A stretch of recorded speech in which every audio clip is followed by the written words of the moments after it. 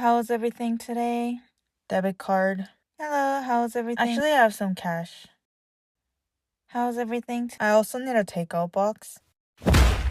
Hello, how's everything today? Just letting you know, these are all my personal experiences and thoughts, so please don't take them personally. For the last year, I've been working as a server in a small restaurant. As a service worker, you would meet nice customers and some questionable customers. The first not so pleasant customer was the guy that shoved his hand in my face. Alright, let me explain. So this guy came into the restaurant alone. Everything was normal. He came in, sat down, got his food, but then it just got a little escalated. If you've been to a restaurant that has a server, you would know that they check in on you during your stay. And that's exactly what I was doing. So as usual, I asked how everything was. And then he just shoved his hand in my face and turned his head away. Like a child. What are you doing? Who taught you these manners? So I just figured that he didn't want to talk or have anyone talk to him because maybe he had a bad day, who knows. But just because you're in a bad mood doesn't mean you get to be rude to strangers. Imagine he gets pulled over by police. Hello, sir. License and registrations, please.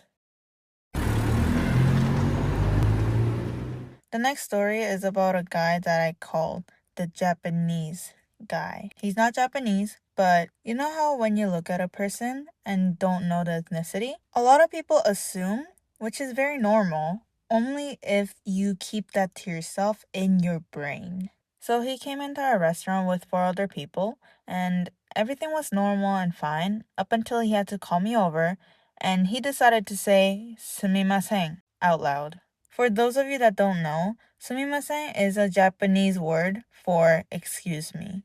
And I get it, I'm Asian, but we're also in Canada where a lot of different ethnicities live. Plus, I work at a Korean restaurant. You're not even in a Japanese restaurant. Anyways, I could tell his friends were uncomfortable with his behavior. And actually, one of his friends apologized on his behalf, so that was nice. But again, these are just mildly infuriating customers that I dealt with. It's not really life-changing. Just interesting to see some people are still this way in the big 2026. This story is a little more special in a way because it's not a customer. It's a delivery driver. Most times, delivery drivers are respectful and nice or just chill. Doesn't really care much, just does what they need to do, right? But this guy rushes in. He speed walks into the restaurant, very aggressive, and he just shoves his phone in my face. Great. But the only problem was that the food wasn't even close to being ready. We had 15 to 20 minutes remaining on the app. The drivers can see this. They should know. But he came in early and demanded the food. And I told him, the order is not quite ready yet, so if you want to wait up at the front, you can. Like everybody else does. And if this incident ended right here, I wouldn't have made a video about it.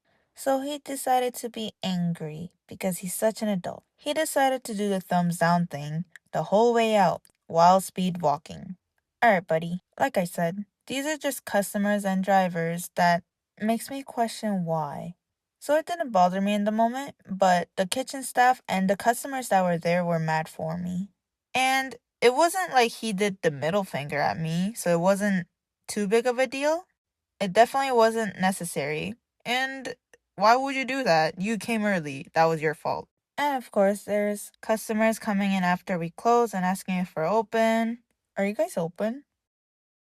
And customers that bring outside foods or drinks when it clearly says we can't do that. High school students coming in to ask for hot water for their cup noodle every few days. Could we have some hot water? No. As you can see, there's a lot of things that could happen. So I say everyone has to be a service worker at least once in their lifetime as a part-time or full-time to gain social interaction badge. Please. Hey guys, I'm sorry I took such a long break from YouTube. I hope no one was waiting for me. I'd feel thankful, but also feel really, really bad. I'm going to try to make more videos because I recently got an iPad to work on the videos wherever I am. Even after work, I could probably do it at a cafe or something. I don't know. But it only felt right to make a video on why I was taking a very long break. So I hope it was worth it to listen to. Also, does it make me look bald when I do this? My mom said I look like a bald person with a Napa cabbage stuck to it. Let me know what you think. But I also like it. It just makes it easier for me to have a consistent shape when I'm animating. So I'm just gonna do that. Alright, that's it. I don't really know how to end these. So